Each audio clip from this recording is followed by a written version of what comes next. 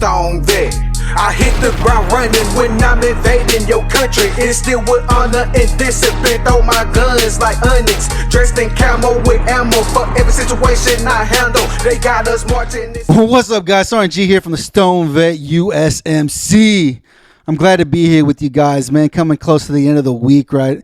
This is one of the greatest things about the end of the week that I love about the end of the week is that I get to bring on a brother and a sister, right? Another advocate of this amazing plant that I keep vouching for and keep telling you guys about the medicinal benefits of a plant, right? I'm super excited to be here with you guys today, man. I got a great guest that's coming on and tagging on with me today, man. I want to give a huge shout out to my sponsor, Rafa 180. Rafa 180 provides you the best medicinal grade CBD on the market. That's 100% THC free. You guys know if you're like me and you get drug tested on a regular basis like myself, you can't have THC in your system, right? And we all know it. It depends on your body type, of course. But I mean, if you smoke cannabis, it usually lasts about 30 days in your system, depending on your makeup. And I know what it's like to be high, and I love being high. Why? Because it helps me relax and enjoy myself. But if you are somebody that has never consumed cannabis, man, it's definitely something to look into, especially if you don't get drug tested. It's definitely something to look into. But you also have to incorporate a good CBD, a good cannabidiol product with your THC consumption, right? Because then you get the perfect harmony that I keep talking about on a regular basis with you guys, man. Go check out Rafa180.com. That's Romeo Alpha Papa Hotel Alpha 180.com to get all your medicinal grade CBD needs. And depending on how you're looking at it, if you're on your mobile device, them little 3 buttons over there, if you click those buttons, you'll see my tab, the Stone Vet. Click the tab and go get you some new swag, man. I got tank tops, I got t-shirts, I got cups that keep your drink nice and cold. Mine's nice and cold right now while I'm here doing this interview because you know me, man, my throat get all scratchy and dry when I'm talking because I talk too much, you know. But it keeps my drinks nice and cold. And like if it's here in Oklahoma, it's hot. Wherever you're at, I don't know how hot it is, but here in Oklahoma, it's mad hot, dude. And so go over to Rafa180.com. That's Romeo Alpha Papa Hotel Alpha 180.com to get all your medicinal grade CBD needs. You check out with the Stone Vet USMC, you get 15% off your entire purchase. Order $75 or more and you get free priority shipping to your front door, dude. That's 2-day shipping right to your front door. So that's not bad, dude. That's like Amazon, dude. Awesome stuff, man. Look, do you guys see this, right? You guys see it if you're watching on YouTube, right? Right there, winner, right? Winner of the Top Marine Corps podcast from the Veteran Podcast Awards 2021, man. The season is here. The season is now. Veteran Podcast Awards has opened up August 8th through September 18th. Voting has opened. There are 2 categories, Top Overall Podcast and Top Marine Corps Podcast. You guys see it. If you guys are watching on YouTube, you guys see my awards, right? This beautiful crystal right here is from Chronic Palooza 2022. I won this year. Why? Because of you guys that are listening to my show on a regular basis, voting, because you guys know I am the best at what I do. And then down here, the little Warhammer, this is 2021 Veteran Podcast Award winner, right? Top Marine Corps Podcast. This is what I got. I'd love to be able to stack 2 more of these on top of each other, but I can't do it unless you guys are getting over there to vote. Go over to Veteran Podcast Awards. I'll have the description down below, or however you listen to this. If you're listening on iTunes, Spotify, iHeartRadio, Pandora, Amazon, Google, however you listen to your podcast, I'll have it in the description box. I'll give you the hyperlink, so I make it a lot easier for you. All you do is click it and just scroll for the Stone Vet USMC. You click my name, and then you submit your votes, dude. Let's bring home some more awards, man. I'm super excited today, man. I am super excited. I am bringing on another amazing advocate of cannabis and how it's saving them and how they have found the medicinal benefits of how this amazing plant has helped them try to live what we call a normal life, right? Being able to go out and skateboard, being able to go out and freaking ride bicycles, go on walks, be able to live a normal life that majority of people do on a regular basis, man. How you doing, Sarah? How you doing today? I'm doing great. Thank you so much for having me. I'm super excited here. So Sarah here started it's a nonprofit, is that correct? That's correct. Called Operation Truth, and she can tell you the rest. Operation Truth, go ahead. Vaccination exposure research. vaccination exposure research. Oh, so this is something definitely that we all want to hear about, right? Vaccination exposure research, especially with the new crap that has came out, right?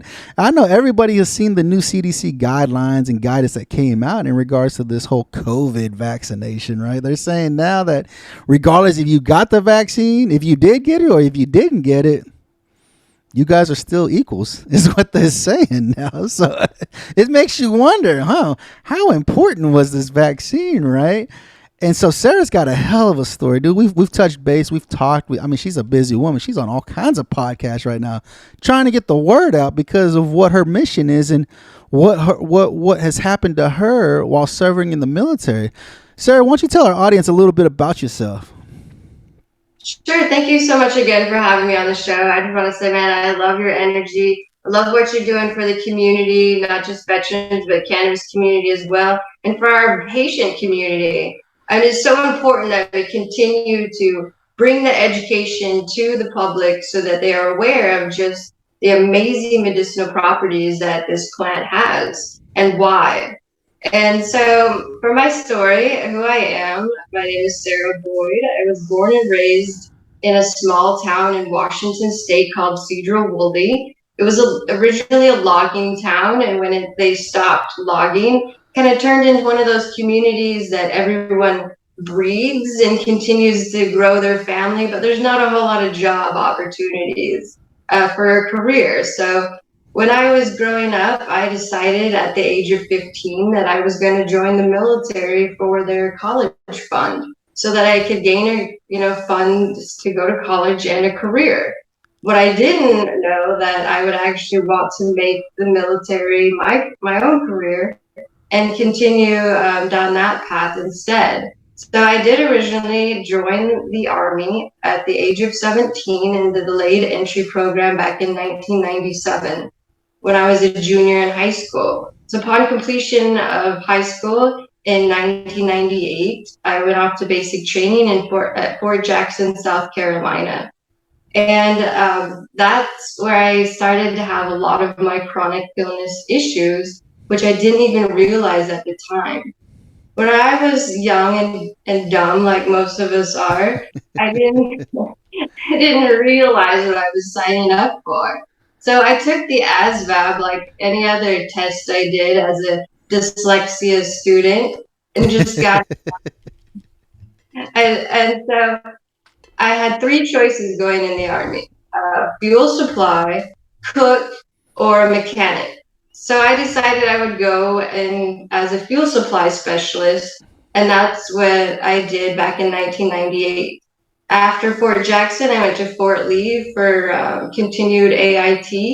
And unbeknownst to me, this is another thing I had no idea that the military did, was even though you signed a contract, they can add or take away from that contract. And so what they did is they added me an additional skill identifier. So while all my fellow service members were off to their first duty stations, I went off to an additional training site at Fort Leonard Wood, Missouri, otherwise known as Fort Lost in the Woods, Missouri. Yes. Everybody knows about Fort Leonard Wood. Even in the Marine Corps, we got a lot of our heavy equipment mechanics and stuff like that. They go to Fort Leonard Wood out there to operate heavy machinery and stuff like that. And that's one of the places everybody's Fort Lost in the Woods. It's just horrible. It's just one of those horrible places. You're just like, golly, dude, I hope I never have to end up in that place. And luckily I was only there for 2 months, but it was during the worst winter time of the year. Oh. And they still had us march on the ice and run on these hills. So I got through that and I gained my truck driving skill set. I went to my first duty station at Hunter Army Airfield in Georgia. The best first duty station anyone could get as a young soldier. I met another service member who was in the Army, and we got married and started a family back in 1999. And then we decided to get out of the Army. So both of us got out in 2001. I got out about 6 months before 9/11 hit. And that's when we both decided we were going to go back in. So my husband at the time and I both went back in the Army in October of 2001.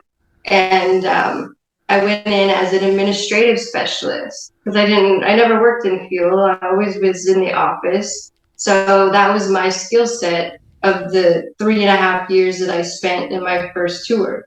So I went back in as an administrative specialist and I landed an amazing job working at the first floor general staff. I worked for a 3-star, a 2-star, a 1-star, and the top command sergeant major of first floor in Fort Lewis. So it was an amazing opportunity. I worked there for 2.5 years until I became pregnant with my second daughter. And that's when I was moved to a new position. But while working on the general staff, I was able to go to Thailand and do a Cobra Gold exercise for a month. And that was an amazing experience. Yeah, Cobra Gold is always a fun. That's always a fun deployment. That's always a fun one to get involved with. Very easy for service members to get in trouble. So yeah, absolutely, absolutely. And things of that nature. But it was a great time. And then as an administrative specialist, I worked in that field for about 4 to 5 years as an E4P, trying to gain that next level of skill sets and become a leader officially as an E5. Unfortunately, in the military, we get promoted based on scores and points, not on skill set and position. And so I went back to school and raised my GT score, and I ended up being able to choose any job in the Army. They wanted me to be a linguist. That was really something that I had a lot of openings at the time. And so I decided to go counterintelligence instead. So I became a counterintelligence special agent through Fort Huachuca's training in 2006. Okay, man. So yeah, you're like another. I know I had Leah Day not too long ago, and I think she was counterintelligence as well. And I'm like, you guys are super smart to be able to. I mean, see, I was an engineer. I spent 9 years as an engineer. I worked on heavy equipment. I worked on diesel engines, is what I worked on. You guys tell me, yeah, dude, I went in. They told me I could be a linguist or a counterintelligence specialist, and I'm like, you guys are mad smart to be able to do something like that. So give me a wrench and a hammer. I'll go fix something, so you were in for some time then, right? Your first enlistment, what'd you do? Did you do the 4 or 5 years the first time and then you signed up for another 4? Yeah, I was just shy of my 4 years. And then after 9/11 happened, we came back in. I signed up for another 4, but then I re-enlisted to go counterintelligence for a $16,000 bonus, which was nice. And after completion of my counterintelligence training, I came down on orders to South Korea. And throughout my 10 years that I was on active duty, I had a lot of chronic illness related issues and injuries. I had 2 permanent profiles, one for no running, which as a leg in the Army, that's what we do. That's how you get promoted. That's how you're seen as a vital leader.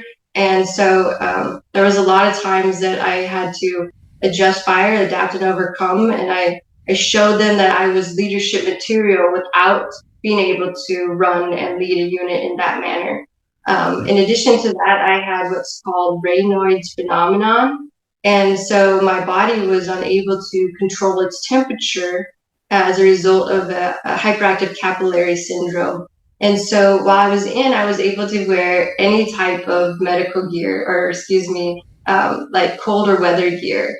So as we all are aware, in unit, we have to be dressed. And so a lot of those times when other soldiers didn't wear that cold weather gear, I was able to. And then, of course, I couldn't stand in the unit because of the nature of what we're trying to achieve, and that's dress. And I just wasn't part of that. And so I was a bit ostracized as a result of my chronic illness, and I had to adapt and overcome a lot. I still was able to go to primary leadership development course. I became an E6, but I was forced to medically discharge while I was still in Korea. they sent me back to the States to go through the medical board process at Fort Lewis. And what we found out later, it was as a result of a vaccine injury, and what the VA believes to be the cause of, as a result of the anthrax vaccine. But yet we won't know without further research. Of course, of course, and that's one of the biggest things. That's why you have gotten into what you're doing now, right? And everybody knows, you guys that have been in since 2001, right? That's one of the biggest vaccines that they pushed for us in 2001. Because I remember I joined in January of 01 before 9/11 ever happened. I didn't think I was going to ever go to war. I was just going to join the military, like you said, college, and get me out of where I'm at. That's where a majority of people that join the military. I try to tell my son this, right? I tell my son, a majority of people, there's only two people that really join the military. Those that want to get out of where they're at, and those that want to go in because their daddy or their grandpa or somebody was in the military, and they want to go and help spread that heritage that they got in their family, right? I said those are the only two type of people who meet in the military, dude. Those trying to get out of where they're at, and those that want to carry on the heritage because they had a family member that was served in the military. I said people don't join the military because they want to join the military. They just don't, right? And as of recently, they said it's getting a lot harder to get people to join the military nowadays because a lot of people are like, dude, I ain't doing that crap. There's no freaking way, right? And I tell him, I said, dude, that's my reason. That's the reason I joined, because I had to get out of where I was at, because where I was going was just a bad freaking place. It was just bad, And so, and he's like, I told him, I said, go to school, go get an education, go do something. Like right now he's in trade school. He wants to be a welder. I said, dude, you'll never need to join the military. You become a welder, you'll never need to join the military, dude. You can travel the world as a welder and you'll always have work. Everybody needs a good welder, And so you guys that have served our country, that are listening in on the show, how many times have you guys been given the anthrax shot, dude? I can tell you, I've been given it's been given to me multiple freaking times. Why? Because, oh, we lost the record. Oh, there's no documentation in your service record jacket. Oh, there's no, and you're like, dude, I just did this. I literally just did this. And we all know there's a step process. There's the first ones, and then you got to go in for your second, and then the third, and whatever else, And for you came back into service because you wanted to serve the country, because we went back to war. We went to war and you wanted to serve the country. And you come in and you get this anthrax vaccine, right? And go ahead. No, and then now you're dealing with some of the consequences, the side effects that nobody really tells you about, right? Right. Unfortunately, I was given the anthrax vaccine as early as in my career as 98. I don't have those records from basic training, but I did start having those complications and side effects within 30 to 60 days of that first inoculation period while still in basic training. I feared that if I went to the doctor, that I would be kicked out. So I waited till I was done with basic training and all of my training to go see the doctor. But it's still in my records. I was forced to go to, what's the thing in the morning before physical therapy? Anyway, to go see the doctor. And that's when they first saw sick call, thank you. And that's when they first saw my swelling.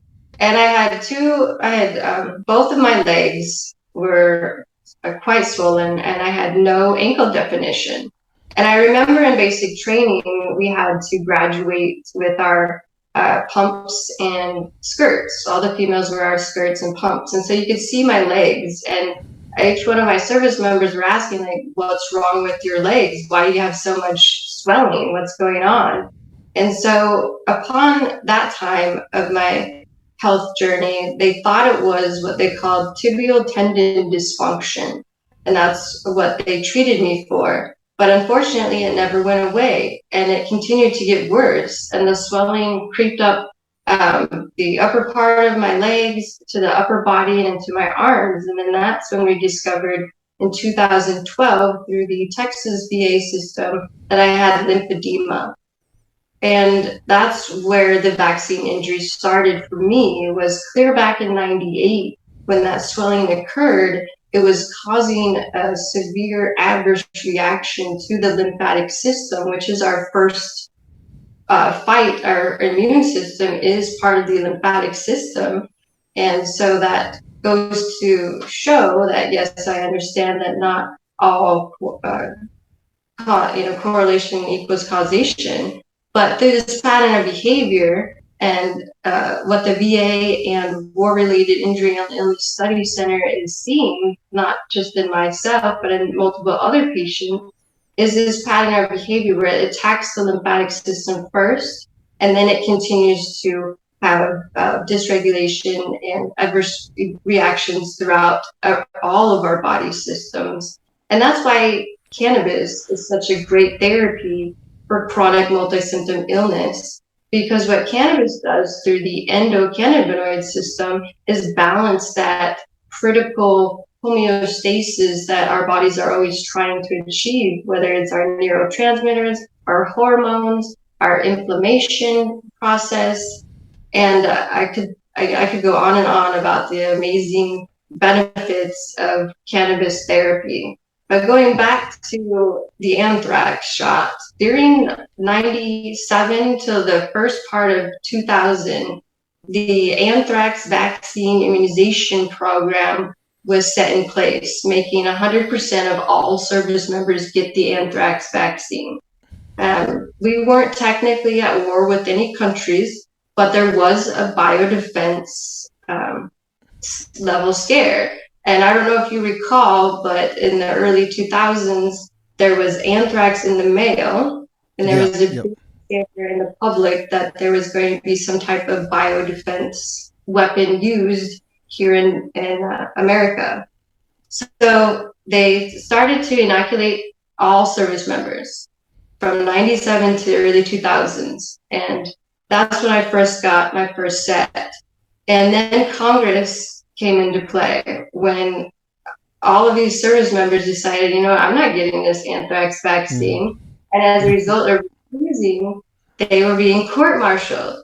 In Congress, the 106th Congress stepped in. Bernie Sanders was on the panel and said, what is going on? Why are our service members refusing this vaccine and getting court-martialed? So the 106th Congress did an investigation, determined that the manufacturer of the anthrax vaccine was doing unclean practices. They hired the Tulane University to determine further investigating the chronic illness patients or Gulf War illness patients that were exposed to the anthrax vaccine during this time period. And they discovered that all of the Gulf War illness patients had squalene in their system. And so that's what prompted Congress to do further investigating into the manufacturer. They determined that at that time that the manufacturer had unclean practices, and somehow these certain lots were tainted with squalene. So what we know about the squalene adjuvant is that it is not authorized by the FDA to be used in any vaccinations here in the United States. We know that the squalene... Go ahead. No, I was just saying, the FDA, right? The FDA. It's like I tell people that I've been talking to on the show recently is that they just had the first hearing for the Cannabis Authorization Opportunity Act, right? They just had the first hearing, and they said that the FDA hasn't done any medicinal research to see there are any medicinal benefits to cannabis. I said, the FDA.gov, the government hasn't done research on a freaking plant because why? I can tell you why they haven't done research, because you still have it classified as a Schedule 1 drug. They already said they can't do any research on it because it's classified as a Schedule 1. And if you guys would take it out of that category, they can conduct research like Israel has done, like the UK is doing. These countries are doing research on it on a daily basis and already have scientific evidence showing the medicinal benefits of cannabis and cannabinoids and what they can do for the human body. But what? They're not American doctors, so you don't take their word for it? Is that the situation that we're dealing with right now? Because there's thousands of research studies that have been done that have shown, right? And for you, I mean, with the situation that you're in, right? You suffer from some major health issues now, right? From getting this anthrax shot, correct? That's correct. And so with the health issues you're having, tell the audience exactly, because they are telling you that there is no, what are they telling you? There's no evidence that is from anthrax, but doing the research that you've done, that's the only thing that you can actually see. Is that correct? Well, it depends on who you talk to, who denies and gaslights. But when it comes to the VA, we got about 30% of the VA staff that are fully aware of what Gulf War illness, or what is now called chronic multi-symptom illness, really is, and who can benefit from the benefits that we have with the registry and the research that is conducted through the Risk Center. So, um, with that being said, it all depends on who you talk to.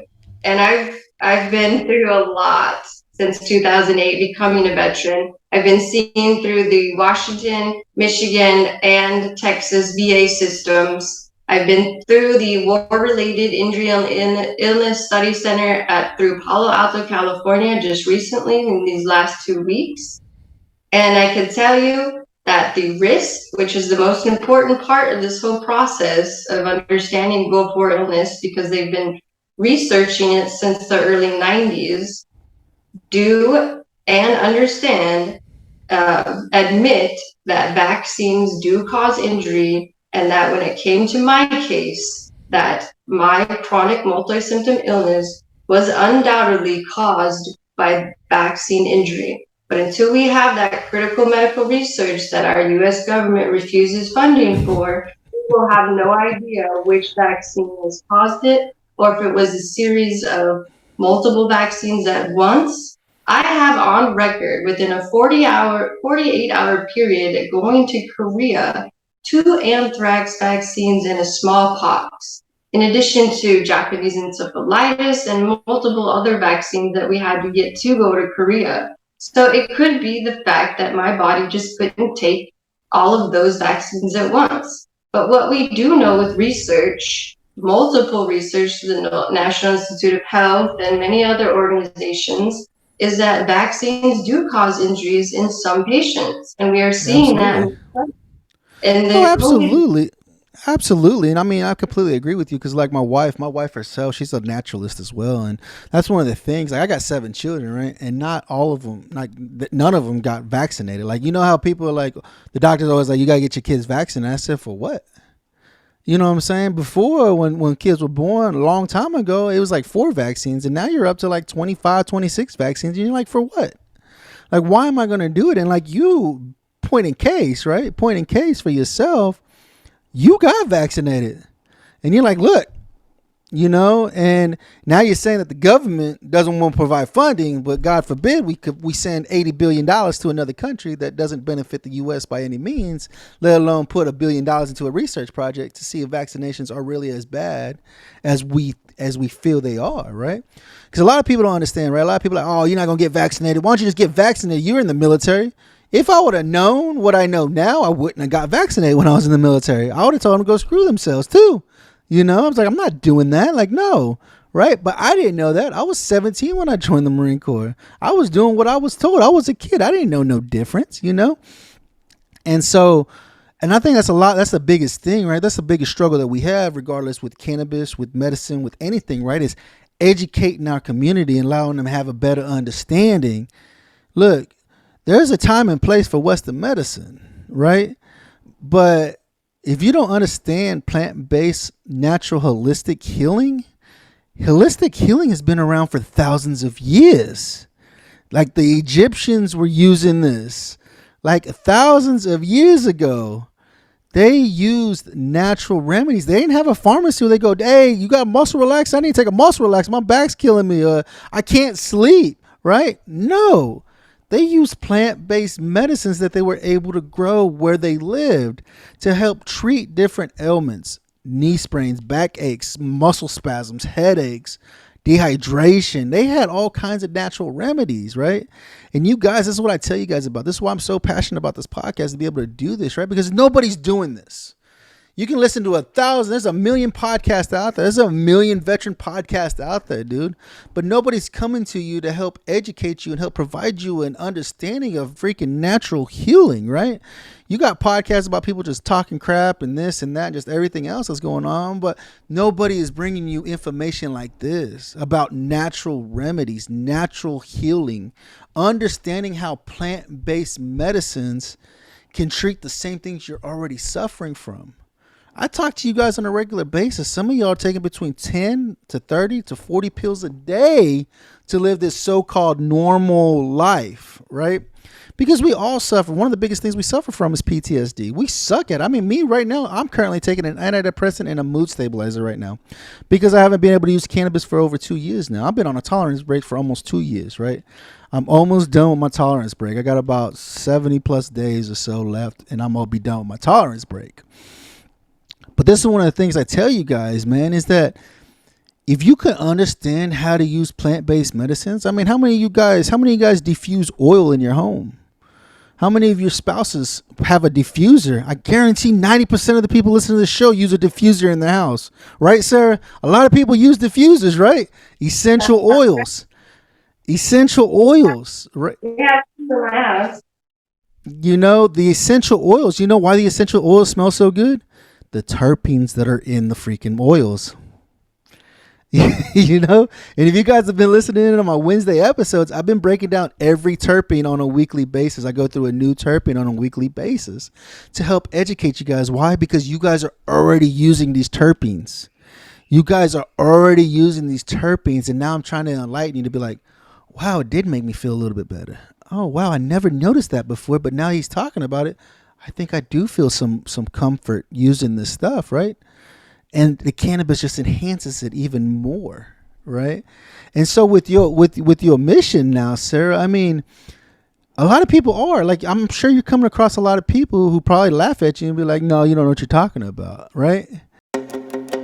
We would like to give a huge thanks to Rafa 180. Rafa 180 offers pure medicinal CBD and products made locally. They walk alongside individuals to achieve a healthy lifestyle with options needed by each person. You can learn more about them on Facebook at Rafa CBD, their website www.rafa180.com, or email at rafacbd@gmail.com. They truly believe your journey matters. Unfortunately, yes. And as a result of this COVID misinformation that has came out these last couple of years, more than half of my family has refused to talk to me, refused to let me come around to them, and that truly feel that I'm going to get them sick.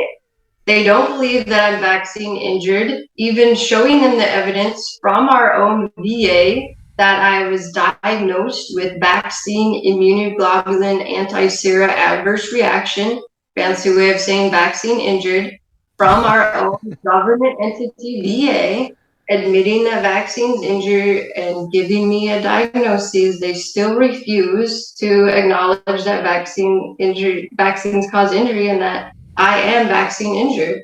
And it's unfortunate that our government continues to place this misinformation out there so they can achieve their herd immunity status, knowing damn well that vaccine causes injuries, and we can't put all our eggs in one basket expecting everyone to be able to use this vaccine product and be safe from these different antigens. We need to do a better job as a nation understanding the immune system and how important it is to not place everything into one vaccine thinking that it's a cure-all for everyone and everything. If we look at our veterans and we really study how many vaccinations our veterans have received, you would think we'd be we would be superheroes. Right, but right. Look at how sick our veteran community is. And it's not just from our environmental exposures of war, it's environmental exposures across the board. Toxic environmental exposures come in many forms, whether it's injected in a vaccine, whether it's breathed in through the air, whether it's through water contamination at Camp Lejeune and several other posts. There are a plethora of toxins that cause chronic multi-symptom illness, and the VA has determined what some of those are. You can find them at the VA's public health website, and for yourself is just so many different toxins that cause chronic multi-symptom illness. And as you were saying about modern medicine was derived from plant-based medicine. And so we really need to get back to that plant-based medicine protocol, that individualized healthcare protocol, so that we can truly understand from an individual cellular level how we can combat these antigens and keep each individual safe. It's all about herd immunity, and it's unfortunate that our medical community has placed this misinformation out there. As a result, we only need, I believe it's like 60% of the population to be vaccinated in order to have herd immunity. And that's just for the vaccinated portion of herd immunity. We can also gain herd immunity through natural antigen-based not injection, but you know what I mean? Like if you get sick from COVID or whatever, you have those antigens built up in your system. And so you have that immunity.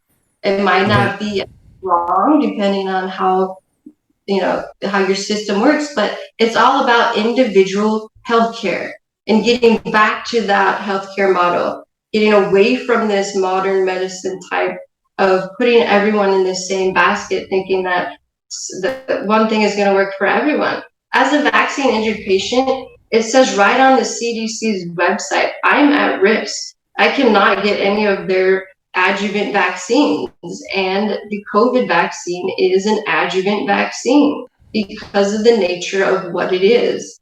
They had to place an adjuvant into the substance of ingredients to make it actually more effective, to make it work, for the body to understand that that's an antigen that it needed to reproduce and fight against. And so when we have these adjuvants placed in these vaccinations, we already know that adjuvants like the squalene causes chronic multi-symptom illness in animal models. They use the squalene adjuvant to reduce chronic illness so that they can then test their pharmaceuticals on them. So this is all research and knowledge that you can go to operationtruth.net and get more educated on. You don't want to believe me? You don't need to. Read up on this research and understand that everything I'm saying is coming directly from this research. And absolutely. Absolutely. That's one of the biggest things I tell my audience, guys. You guys know when you guys are listening on my show, I tell you guys, take everything I'm telling you with a grain of rice, dude. Do your own research. Go and see, is this truth, or are they blowing smoke, right? Are they blowing smoke, or are they actually telling me some truth with all this, right? Because I mean, there's a lot of different resources out there. Like I tell you guys about the endocannabinoid system. If you don't believe me about the endocannabinoid system, you can go to nih.gov, a government website, and it will tell you everything about the endocannabinoid system. You have an endocannabinoid system. You have to learn how to replenish your endocannabinoid system. You can only replenish your endocannabinoid system with cannabinoids. Where do you get cannabinoids? From cannabidiol. Cannabidiol and cannabis. That's where you get your cannabinoids to replenish your cannabinoid system. And your cannabinoid system plays a huge role in the way you are, how you're feeling, things that are going on in life. It plays a massive role in it, man. So Sara, now you've gotten out and you started this nonprofit called Operation Truth, right? Because you're debunking these vaccinations and coming out and speaking the truth about them in regards to. So I'm sure you've been plenty of busy, especially with this COVID vaccine that just came out recently, right? Absolutely. And as a result of the misinformation, a lot of our social media platforms have placed myself and my organization on their list of misinformers. We are not only ostracized from society through policies that were put in place, but we're also suppressed. Any information that we try to get out on social media, they want us to change our verbiage so we can get past the algorithms, and I refuse. I'm vaccine injured, and if that it makes it too difficult for your narrow mind to understand, that's too bad. I'm not going to change my verbiage so the algorithms can push it out. I understand that that's probably hurting Operation Truth and trying to get some of those followers, but I'm not a clickbaiter. As a creator, I create truth, and it's imperative that what I put out has reputable resources that can prove without a doubt that evidence that is backing up my claims. And it's truly unfortunate that as a patient, I would have to do that at all. I shouldn't have to come out and say, all right, everyone, this is what I have, and I need you to be compassionate about it. That is not a patient's job. That's the medical staff's job. That's our government's job. They are out there instead putting out misinformation, much like they did during the AIDS pandemic, of saying that the vaccine injured are dirty, that we're causing this COVID spread, that we should be ostracized from society. And they did that. And it's No, unfortunate. yeah, absolutely, absolutely. I mean, with what you're doing, with your mission, and everything that you're doing there with Operation Truth, I mean, it has to be exposed, right? As a country right now, you guys that are listening on the show, as a citizen of this country, we're tired. We're tired of the nonsense. We're tired of the lying. We're tired of the corruption that's being conducted in our country right now, and we're all aware of it. And for me, the biggest thing that upsets me, it's like all the information is there, but nothing's being done. Right? Like you, I'm sure that's how you feel, right? With all the information you're providing, like all the information's right here, coming from legitimate sources, but you guys don't want to listen to it. What really is disheartening, and I'm glad that the PACT Act got passed. I'm glad that Camp Lejeune was able to get their benefits, and I'm ecstatic that our Gulf War illness demographic and research has reached what it has since the early 90s. But it's unfortunate that they are not willing to look and listen at this piece as well. I mean, even though the VA is admitting that vaccine injury that causes chronic multi-symptom illness in some patients, the U.S. government refuses to acknowledge that. Our medical staff across the board refuses to acknowledge that. I've tried to contact the WHO to try to, get anyone to listen, and it's just crickets. I was able to contact the CDC. I was working with an individual through that means, but she was stopped. She was stopped from her own staff, and so we've hit a lot of barriers. We hired a research corporation out of California that has done a lot of research for the VA on Gulf War illness, and they believe that they can determine through genetic research who's more susceptible to vaccine injury. It's all about the protein on the blood, and they have been able to achieve this for malaria. They know who's more susceptible to vaccine injury of the malaria. I think it's a pill, not a vaccine, excuse me. And so they don't get that intervention. Those service members get a different intervention and can still be deployed to those areas that have a higher risk for malaria. Right. So we can do the same for anthrax. We can do the same for a lot of these antigens. We're just not doing it, and that's unfortunate.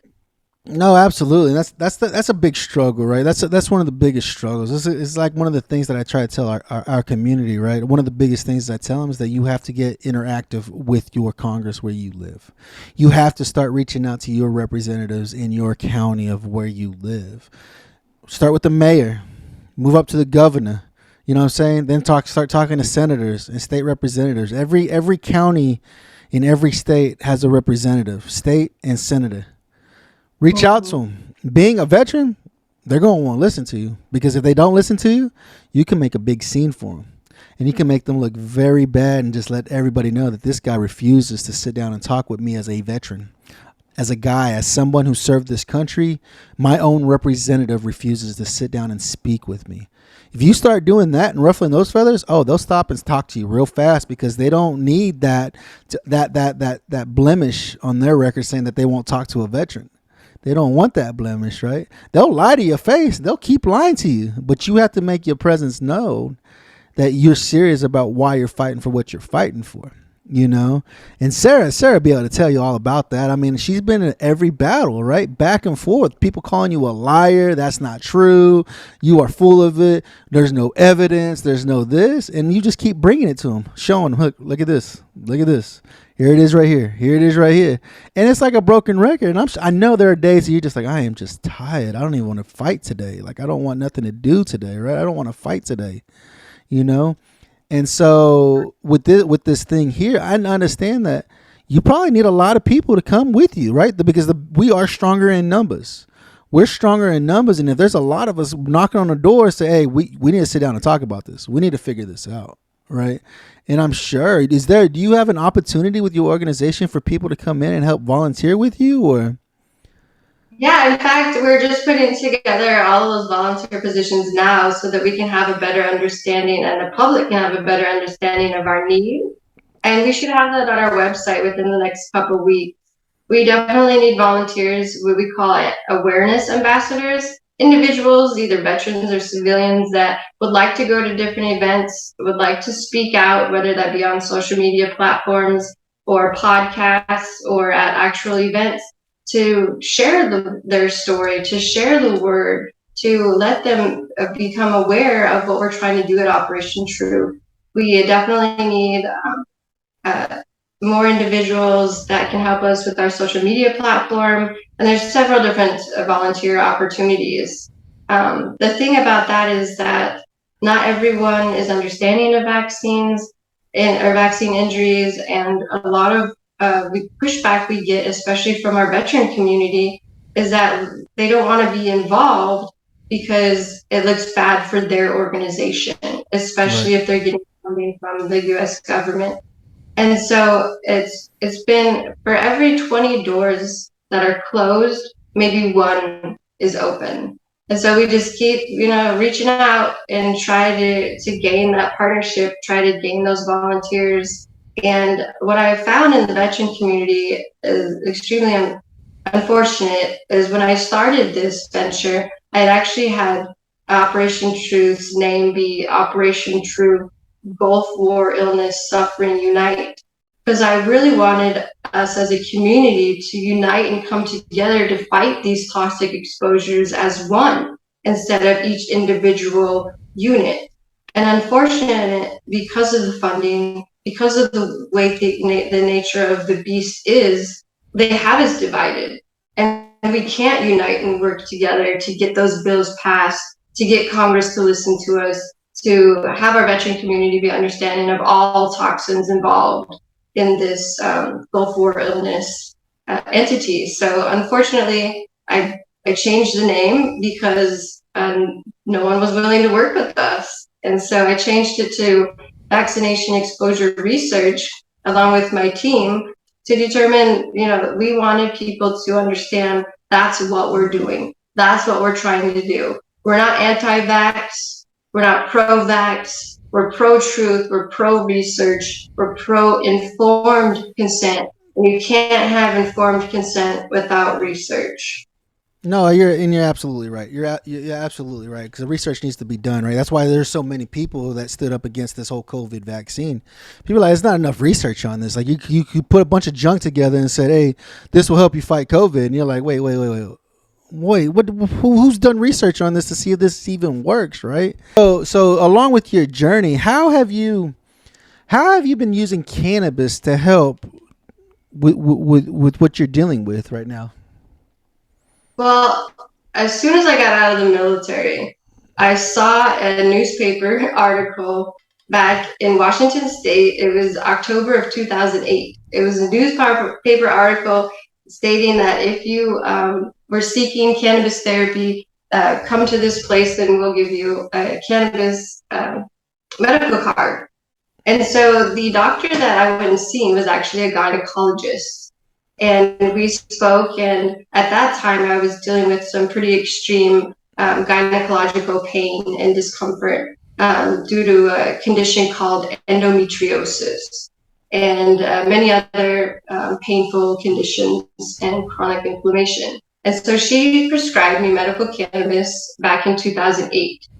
And then when I moved to Texas, because they are very much against it, I had to withdraw from being a cannabis patient. And during that time frame, I had the worst pain, discomfort, dealing with the VA. I got a lot of critical diagnoses, but I had to purchase my medicine on the black market. I smoked a lot of what we called Mexican ditchweed. I took a lot of that and put it with the amazingly grown in California bud, and did my best to be a cannabis patient through that time period. But now, since we've had so many amazing productions in cannabis with the level of extraction and the ability to grow it, all these different hybrids, it's become a challenge really understanding which strain is best for. No, absolutely. And you know best of all, man. There's so many different strains out there now. You're just like, man, I don't even know where to get started or what to do. And it can be disheartening, especially for somebody that wants to try cannabis. It's like, I don't even know what I'm supposed to be doing. But if you go to a dispensary, ask them for the lab reports. Pull up the lab reports. Let me see what kind of terpenes this thing has. Let me see what kind of cannabidiol it has. Does it have CBD in it? Does it have CBN? Does it have CBG? What is it? What does this flower have in it? And will it be will it be beneficial for me to use this medicinally?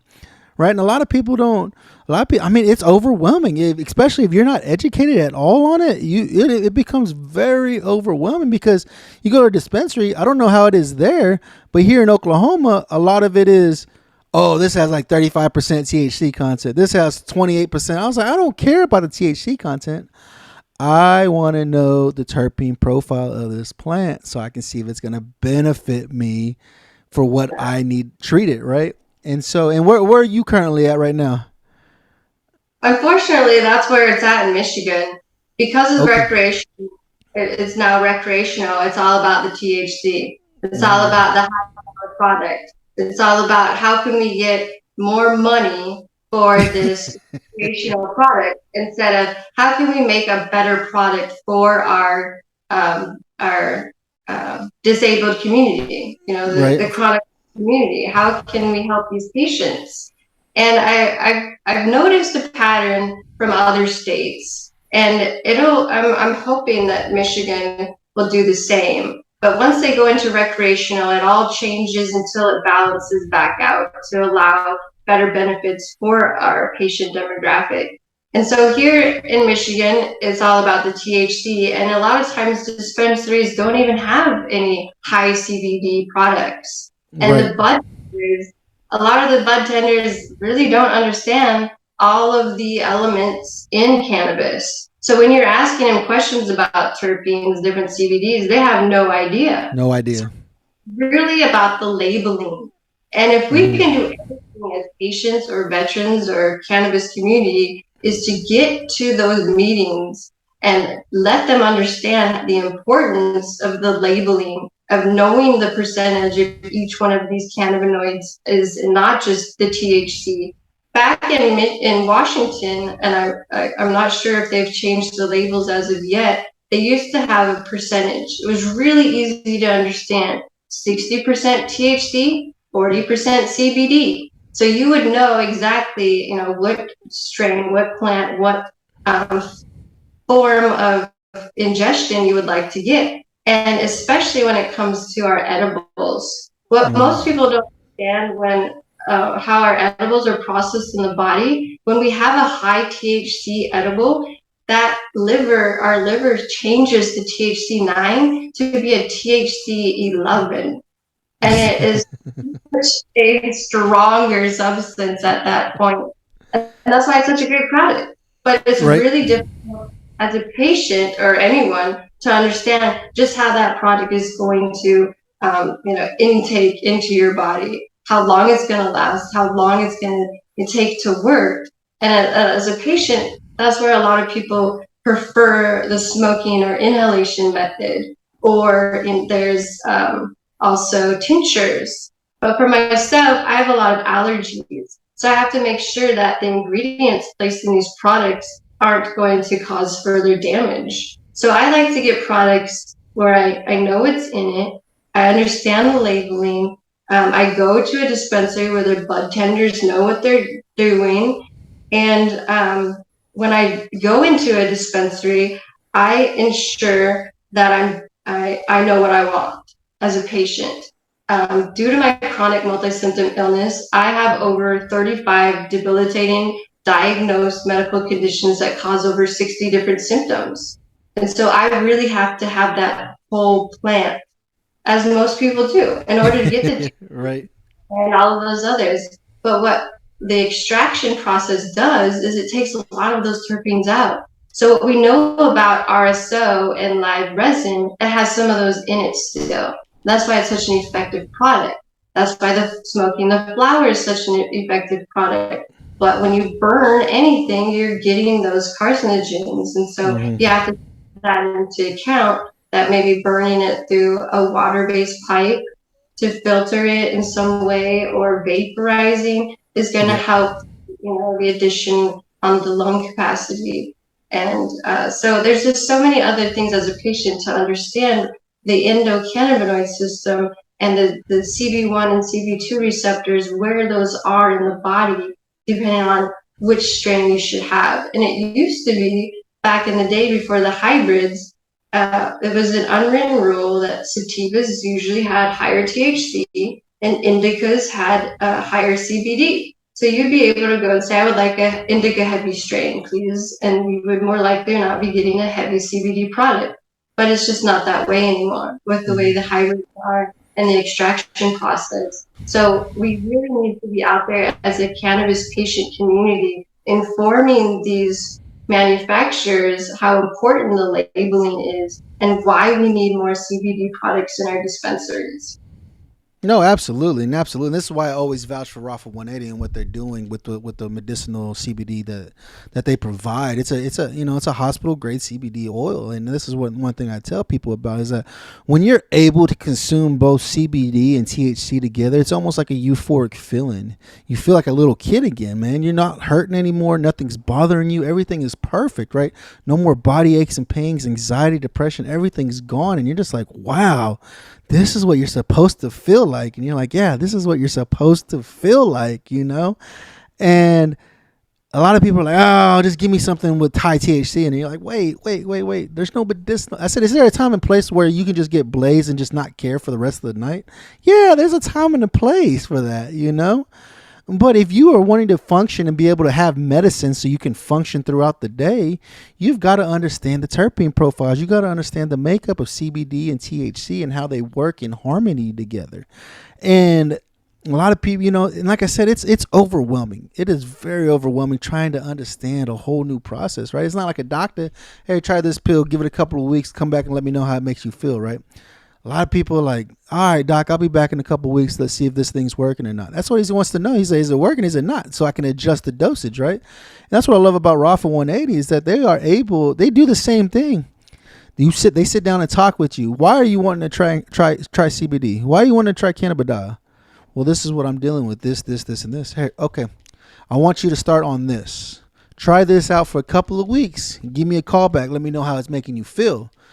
Let me know how it's making you feel, and then they'll adjust it for you, just like a doctor. Do I need to give you more CBD, or can I give you CBG, or do we need to go a different angle completely, or how do we? They need to know because everybody's body makeup is different, right? It's like you said with your vaccinations, everybody's body's different. Not everybody's body's the same. Their body's not going to consume it the same way, right? And so it's the same thing with THC. When you're consuming THC, everybody's body makeup is different. Some people, it takes them a lot more to get high, and some people, it only takes them just a very little bit, 2 milligrams, and they'll be stoned. You know what I'm saying? And it's the same type of makeup, and it's super confusing, right? It's super disheartening because it is overwhelming. It is very overwhelming to try to figure out how do I get started in doing this, right? But that's why I tell you guys, reach out to me, reach out to Sara, reach out to the many guests that I bring on the show, and I guarantee you they'll sit down and say, hey, look, this is what I'm using. This is how I'm using it right now. This is what I found to be most beneficial for me. It's for me. It's my makeup. That's how I'm able to consume it. That's how it benefits me. It may not help you the same way it helps me, you know? And so with what you're doing, Sarah, is absolutely amazing. I mean, you're standing up. You're like, I'm done. I'm done with you guys. Like, I'm going to stand up and fight for my beliefs and what I believe in, right? And this is one of the biggest things. I mean, this is why I bringing you on the show, is to tell your mission about what you're doing.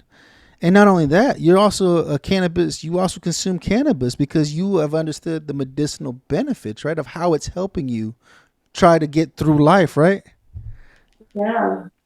I want patients to realize that there's life after chronic illness, and it can be achieved using cannabis therapy. And that's how I'm able to longboard. That's how I'm able to go hiking. This is not every day. It might even be once every 2 weeks, but at least I'm able to get out and do something instead of just being bedridden like every other chronic multi-symptom illness patient out there. And it's unfortunate that because of the misinformation that our US government has placed out there, that we're seeing so many patients refuse this amazing plant product because of fear and misinformation.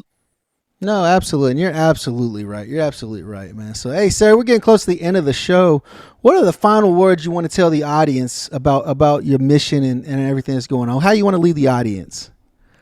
Well, if you're looking for some way to give back to our community, we are putting together a Veterans Day event here in Michigan locally and hopefully across the nation. On Veterans Day, we will be marching on the VA, informing them of what needs to be changed for our Gulf War illness community, informing them that we do need this vaccine injury research and we are not going to be silent. So if you'd like to join us, please go to operationtruth.net or send us an email at contactus@operationtruth.net. Either way, reach out to us and we'll definitely give you a position to volunteer and help us gain the critical funding to have this medical research that will not only just help our veteran community, but our community as a global impact. Imagine what we can do with the data that we find from this critical vaccine injury research. We could save countless amounts of lives throughout the globe. No, absolutely. Absolutely, guys. And this is one of the amazing things. This is what I love about bringing on our family, right? She's a veteran just like us, dude. She has a mission. She has a cause. She found her purpose after serving our country. And this is the opportunity for you to go out there and help her spread the word and help her get out there. Like I tell you guys, I'll have all her contact information, how you can reach out to her organization, how you can become part of the team, helping this amazing nonprofit, right? Because you guys already know, man, I deal with a lot of nonprofits. A lot of nonprofits are doing a lot of amazing things in our community, right? There's approximately 55,000 veteran nonprofits in our country. That's more than 1,000 nonprofits in each state. I'm just saying that's a lot of freaking, and a lot of you guys don't even know about these amazing veteran nonprofits that are in each of our states, right? And so this is one of the amazing things for you, the opportunity for you guys to get out there and, heck, donate a couple of dollars, dude. A couple of dollars goes a long way. If a couple of people donate $2, dude, it goes a long way, and it helps with them to be able to conduct the research needed for this kind of misinformation that isn't being provided to us, to our community, to our nation, because this is bigger than just our community. It's over the nation, and she's trying to spread the truth across the nation, to the nation, right? Like I said, I'll have all her contact information down in the description box. However you're listening, wherever the description box is, all her contact information will be there, man. Also, don't forget to go check out my amazing sponsor, Rafa 180. Like I tell you guys, providing you the best medicinal grade CBD on the market, hands down. I use it on a regular basis. It helps me get through the day. It helps. CBD is an anti-inflammatory. You guys have been listening to that on my Wednesday episodes. Anti-inflammatory. A lot of terpenes are anti-inflammatory, and we deal with a lot of inflammation. So go check them out to get all the medicinal needs. If you can't sleep, they have amazing products to help turn off that brain so you're able to get the rest that you need, man. Go over to Veteran Podcast Awards. Go vote for the #1 Marine Corps podcast. I'm the #1 Marine Corps podcast right now. Go over there and give me the votes. I need the votes to bring over in order to bring in more awards so you guys can see these beautiful awards when I'm taping on YouTube, man. Sara, thank you so much for what you're doing. Thank you for your mission and your cause. I'm glad I can call you my sister. We all signed that same dotted line saying we'll defend this country against all enemies, foreign and domestic, and that's what we're doing right now. The fight is still here. Now we're having to fight domestic. We fought our foreign wars, and now we're back on our homeland, and we're having to fight a domestic war, and that's what we signed the dotted line for. Thank you so much, Sara, for hanging out with us, man. Like I tell you guys on a regular basis, if you're going to consume cannabis, do it responsibly. Ensure you're understanding what you're taking, what you're consuming, and how you're ingesting it. Do it responsibly. And if you're scared, we understand. It's okay to be a little scared, but the medicinal benefits are phenomenal, man. Remember, guys, here at the Stone Vet, we got your 6. When I say I got your 6, that means I got your back. But what else would you expect coming from the Stone Vet? 1, 2, 3, 4 for my country, I go hardcore. Army, Navy, Air Force, Coast Guard, Marine Corps. The Stone Vet, the Stone Vet.